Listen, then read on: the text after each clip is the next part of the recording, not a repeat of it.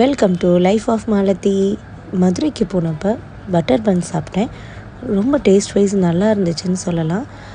மதுரைக்கு வந்து நான் அடிக்கடி போவேன். பட் நான் வந்து ஒரு நாள் கூட இந்த பட்டர் பன் நான் சாப்பிட்டதே கிடையாது. ஸோ இது வாங்கி கொடுக்க சொல்லி நான் நிறைய டைம் என்னோட பிரதர்கிட்ட நான் கேட்டேன். பட் ஒரு நாள் கூட அவன் வந்து அதுக்கு வாங்கி கொடுக்கவே இல்லை. ஏன்னா மோஸ்ட்லி அவன் வந்து வெளியில் வாங்கி சாப்பிட்ற ஆளே கிடையாது. நான் மட்டும்தான் அதிகமாக வெளியில் வாங்கி சாப்பிடுவேன். ஸோ இந்த தடவை நான் வலுக்கட்டாயமாக எனக்கு இந்த பட்டர் வேணும்னு சொல்லி நான் கூட்டிகிட்டு போனேன். ஸோ அப்படி போன பிளேஸ் தான் மீனாட்சி பவனுக்கு ஆப்போசிட்டில் அவங்களோட பிரான்ச்சில் டீ ஸ்நாக்ஸ் இதெல்லாம் போட்டு கொடுக்குறாங்க ஈவினிங் ஆனால். ஸோ அங்கே வந்து வாங்கினது தான் பட்டர் பன்.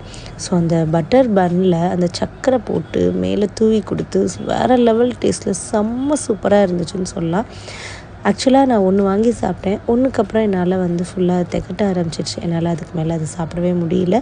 ஸோ ஆனால் செம்ம ஜூஸியான டேஸ்ட்டில் சூப்பராக பண்ணி கொடுத்துருந்தாங்க. எனக்கு ஆல்ரெடி பட்டர்னாவே ரொம்ப பிடிக்கும்.